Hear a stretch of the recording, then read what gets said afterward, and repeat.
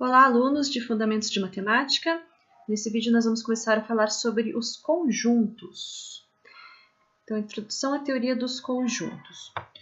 Bom, para começar, a gente vai falar sobre os conjuntos e os seus elementos, os subconjuntos. Posteriormente, falaremos sobre as operações com os conjuntos e, finalmente, falaremos sobre o produto cartesiano. Bom, vamos lá. O que é um conjunto? Um conjunto, na verdade, a gente não define, não existe uma definição para ele. Ele é um termo primitivo, mas todo mundo tem uma noção intuitiva do que seja um conjunto. É uma coleção de objetos. Quando eu estou falando de determinados objetos, eu costumo dizer, no conjunto desses elementos, né? Então até já estou colocando o próximo termo que a gente vai falar aqui, os elementos. Então, conjunto, a gente tem uma noção intuitiva do que seja. Uma coleção de objetos. E a partir disso nós vamos trabalhar com esses conjuntos. Os elementos são os objetos desse conjunto. Então, eu tenho um conjunto formado pelas árvores de Curitiba. Bom, é um conjunto que tem árvores como objetos, as árvores de Curitiba. As notações que a gente usa, normalmente a gente usa a letra maiúscula para determinar os conjuntos e letras minúsculas para os seus elementos. Quando nós temos que um objeto está no conjunto, por exemplo, um objeto A está no conjunto Azão, a gente escreve A pertence a A. Então, esse símbolo aqui de E, né, parece um E aqui, lê-se como pertence. Esse aqui é um elementinho, né, o Azinho aqui é um elemento que está no conjunto A. Se o elemento não está no conjunto A, a gente usa esse mesmo E cortado para dizer que esse elemento não é um objeto do conjunto A. A não pertence ao conjunto A. Então, pertence e não pertence. As primeiras definições que apareceram aqui. Mas como que a gente faz para definir um conjunto? Então, o que é conjunto não se define, é um termo primitivo. Mas para definir um conjunto, como eu falei anteriormente, o conjunto formado pelas árvores de Curitiba. Esse conjunto está bem definido? Então, quando que um conjunto está bem definido? Um conjunto está bem definido quando a gente consegue saber exatamente quais são os seus elementos. Se eu tenho um determinado elemento, eu consigo dizer se ele está ou se ele não está nesse conjunto. Então, quando eu consigo determinar exatamente quais são os seus elementos. Por exemplo, se eu disser assim, A é o conjunto formado por todos os números naturais que são muito grandes. Esse conjunto está bem definido? Bom, o que é muito grande? Eu posso dizer que 100 é um número muito grande. Ou eu posso dizer que não, 100 não é muito grande, só se for 1000. A partir de 1000 é muito grande. Então, esse é um conjunto que não está bem definido. Eu não sei dizer exatamente quais são os elementos desse conjunto. Conjunto formado pelos números naturais muito grandes. Não tem como saber exatamente quais são esses elementos, então não está bem definido. Eu preciso saber exatamente quais são. Tem algumas formas de definir um conjunto. Uma delas é a enumeração. A enumeração é quando a gente descreve os seus elementos entre chaves. Então, todos os elementos do conjunto estão enumerados aqui, né? Estão descritos aqui. Então, aqui eu tenho um conjunto formado pelos números 1, 2, 3 e 4. São exatamente esses elementos que estão no conjunto. Qualquer outro número que não seja 1, 2, 3 e 4 não está nesse conjunto.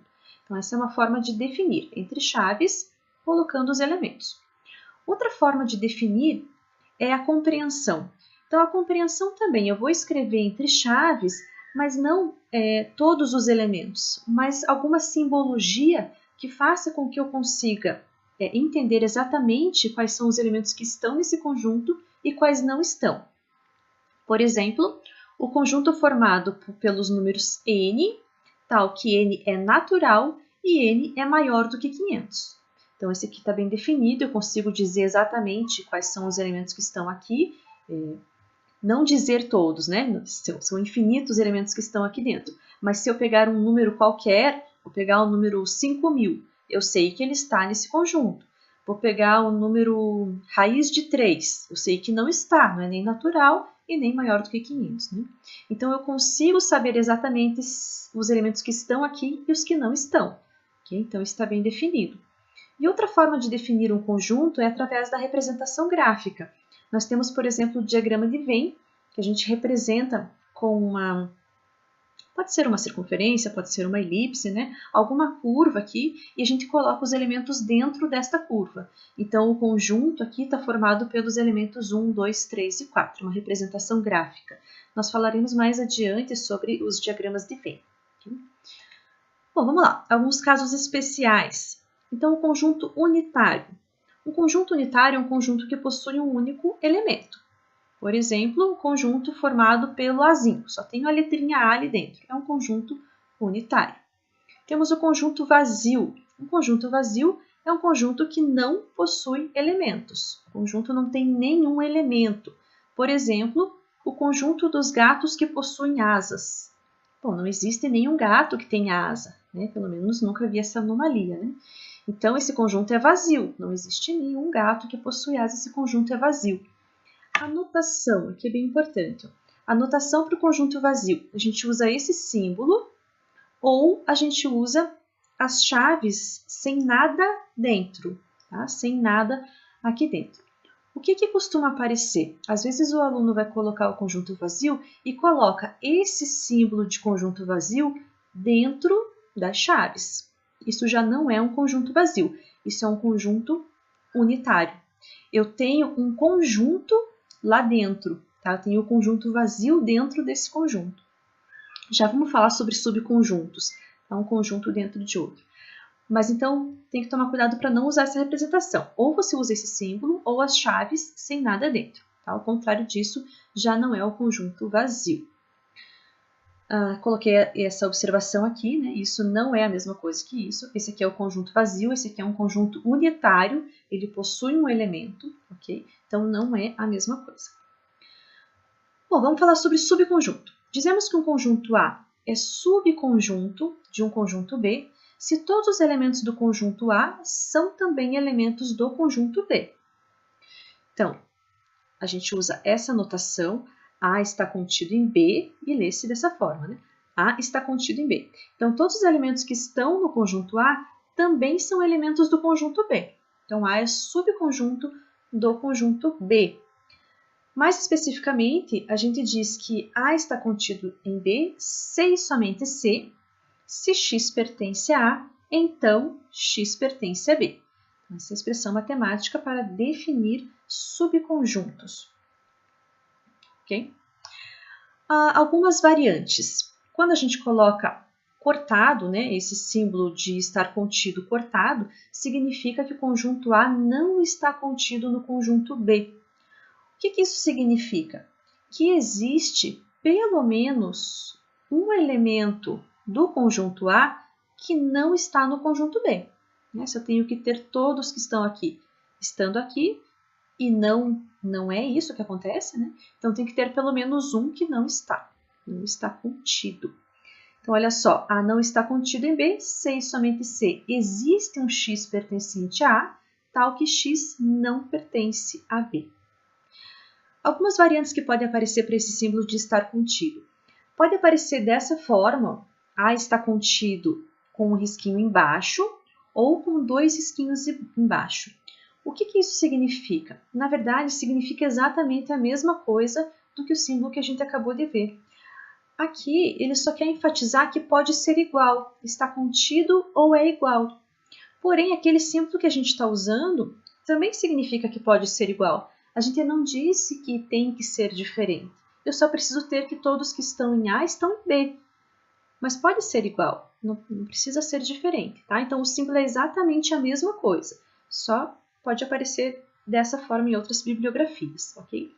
Agora, quando eu quero que seja diferente, que esteja contido, mas que não seja igual, aí sim tem esse símbolo aqui, ó. A está contido e é diferente, então a gente coloca o tracinho, mas corta, ou então coloca a igualdade e corta. Aí esse aqui sim está dizendo que A está contido em B e é diferente de B. A gente diz então que A está contido propriamente em B. Isso significa o quê? Bom, A está contido em B, então todo elemento de A está em B. Porém, como eles não são iguais, existe algum elemento de B que não é elemento de A. Tá? Então, aqui, ó, A está contido, mas é diferente de B, A está contido propriamente em B, C e somente C. A está contido em B e A é diferente de B, né? Ou seja, C e somente C. A está contido em B e B não está contido em A. Tá? A gente já vai ver igualdade de conjuntos, vai ficar um pouquinho mais claro isso aqui. Se a gente tivesse essas duas condições, a gente teria igualdade. Bom, pode aparecer ainda o símbolo ao contrário aqui, ó, né? Ao invés de estar contido, é contém. Então, aqui eu coloquei B contém A. O que significa isso? Se B contém A, está dizendo que A está contido em B, tá? Só vamos fazer a leitura aqui ao contrário, ok? A gente diz que B contém A. Então, B contém A, C e somente C, A está contido em B. É a mesma coisa, só fazendo uma leitura diferente. Bom, primeira proposição que aparece aqui, né, para a gente demonstrar. O conjunto vazio está contido no conjunto A para todo o conjunto A. Então, o conjunto vazio ele é subconjunto de todos os conjuntos, de qualquer conjunto. Como é que a gente mostra isso? Vamos fazer por absurdo. Tá? Vamos supor que exista um conjunto A, tal que o vazio não está contido em A. O que significa isso? Se o vazio não está contido em A, significa que existe um elemento do conjunto vazio que não está em A. Dizer que não está contido é porque existe um elemento desse conjunto que não está nesse. Ou seja, existe um elemento X pertencente ao vazio, tal que X não pertence a A. Mas isso é uma contradição. Por quê? Não existe nenhum elemento no conjunto vazio. Né? Então, eu tenho que não existe nenhum elemento aqui, mas agora estou dizendo que tem um elemento. Então, isso é uma contradição. Okay? Com isso, a gente está mostrando que o conjunto vazio está contido em A para todo o conjunto A. Ele não é um elemento, tá? O vazio não é um elemento do conjunto A, mas ele é um subconjunto. Ele vai ser um elemento se aparecer ele dentro do conjunto A, como apareceu lá na frente as chaves, o conjunto vazio, né? E fecha-chaves. Lá o conjunto vazio era um elemento daquele conjunto. Mas aqui não, a gente só está dizendo que está contido. Bom, vamos lá, igualdade de conjuntos. Dizemos que dois conjuntos A e B são iguais e denotamos por A igual a B, se A e B possuem exatamente os mesmos elementos. Isto é, todo elemento de A é elemento de B e todo elemento de B é elemento de A. Ou seja, A é igual a B, C e somente C. A está contido em B e B está contido em A. Então, tem que acontecer essas duas coisas para que os conjuntos sejam iguais. Propriedades dessa relação de inclusão. Primeiro, essa inclusão ela é reflexiva. Então, vamos lembrar as propriedades lá. O que é ser reflexivo? Sempre é um elemento com ele mesmo. Então, a gente tem que o A sempre está contido em A, para todo o conjunto A. Isso é verdade, todo elemento que está em A, está em A. Bom, então A está contido em A. Então, a inclusão ela é reflexiva. Mas ela não é simétrica. Lembram da simetria, né? A gente tinha que ter que, se A está contido em B, então B está contido em A. Isso não é verdade aqui, não existe a simetria, mas ela é antissimétrica. O que é antissimétrica? Se A está contido em B e B está contido em A, então eles são iguais. A é igual a B. Essa é a propriedade antissimétrica. E temos a transitividade, ela é transitiva. Se A está contido em B e B está contido em C, então A está contido em C. Então, essas três propriedades aqui podem ser demonstradas, né? Todas elas podem ser demonstradas. Só estou colocando aqui, mas a gente pode fazer a demonstração. Vamos adiante, operações com conjuntos. Então, vou começar a falar da interseção. Primeiro, a interseção de dois conjuntos A e B é um conjunto formado pelos elementos que pertencem tanto a A quanto a B. Então, a gente usa como notação A inter B. Então, eu estou fazendo uma operação com esses dois conjuntos. Estou pegando esses dois conjuntos e criando um outro conjunto. Que outro conjunto é esse? É esse aqui, A inter B, tem essa notação, e ele é formado por todos os elementos que estão nos dois simultaneamente. Então, a gente diz que X pertence a A inter B, né, os elementos que estão nesse conjunto são os elementos que estão em A e estão em B. Então, X pertence a A inter B, C e somente C. X pertence a A e X pertence a B. Tem que estar nos dois conjuntos. A interseção tem algumas propriedades. Então, a primeira, a interseção com o vazio é o conjunto vazio. A interseção com B é igual a B interseção com A. Existe a comutatividade na interseção, assim como existe a associatividade. A inter B inter C é igual a A inter B inter C. A inter A é igual a A, e se A está contido em B, C e somente C, A inter B é igual a A. Bom, eu vou demonstrar aqui uma dessas, todas elas a gente precisa demonstrar, mas eu vou demonstrar uma delas para a gente ver como que a gente trabalha com essas demonstrações aqui. Vou demonstrar essa última. Ó. A está contido em B, C e somente C, A inter B é igual a A. Bom, eu estou com C e somente C. A gente sabe que eu preciso demonstrar duas coisas aqui, né? Uma implicação da esquerda para a direita e a outra implicação da direita para a esquerda. Tá? Então, eu vou começar da esquerda para a direita. Vou supor que A está contido em B e tenho que provar, então, essa igualdade aqui. Ó. Mas aí a gente viu que para mostrar uma igualdade, eu tenho que mostrar duas inclusões. Então, olha só. Vamos supor que A está contido em B. Eu quero mostrar que A inter B é igual a A. Quero mostrar o que está ali do lado direito. Porém, para mostrar uma igualdade, a gente tem que mostrar duas inclusões. Eu tenho que mostrar que A inter B está contido em A e eu tenho que mostrar que A está contido em A inter B. Né? Para ter a igualdade, a gente viu lá na definição que eu preciso ter essas duas inclusões. Bom, vamos lá. Primeiro, eu quero mostrar que A inter B está contido em A. Então, eu separei aqui, quero mostrar essa primeira aqui, ó. A inter B está contido em A. Como que eu vou fazer para mostrar que um conjunto está contido em outro? Eu vou pegar um elemento desse conjunto da esquerda e tenho que mostrar que esse elemento está nesse conjunto da direita, né? Para mostrar que é subconjunto, é isso que eu preciso fazer. Então, eu vou pegar um x aqui em A inter B. Peguei um x aqui pertencente a A inter B. Bom, mas se x pertence a A inter B, então x pertence a A e x pertence a B. Definição da interseção, o x pertence aos dois conjuntos.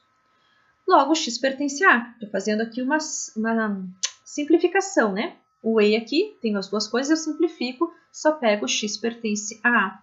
Que era o que eu queria provar, né?